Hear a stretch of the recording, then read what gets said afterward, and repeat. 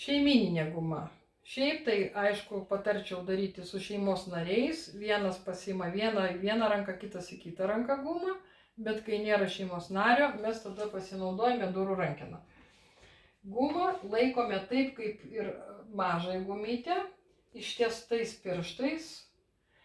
Čia gaunasi biški kitaip, čia yra alkūnė sulenkta, taip, va tokia padėtis yra, alkūnės sulenkta.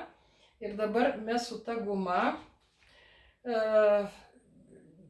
mes jos netempiam rankomis, netempiam pečiais.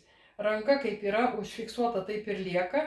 Mes sukamės visų kūnų iš kelieno. Ir gaunasi toks persisukimas. O taip. Ir dabar laikom kiek įmanoma ilgiau.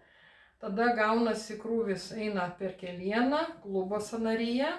Prie uodegikaulio iš nugaros pusės labai stipriai sudirba raumuo ir pilvo gilumoj po uodegikauliu jau iš pilvo pusės tas raumuo labai gerai sudirba, tiesiog apgniaužia ir laiko. Labai lėtai reikia grįžti iš šitos padėties tame pratime.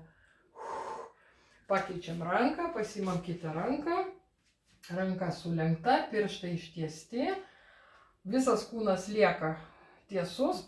Aš iš kelienų pasisuku ir laikau gumą įtemptą. Kiek įmanoma ilgiau išlaikyti gumą ir labai lėtai grįžti atgal.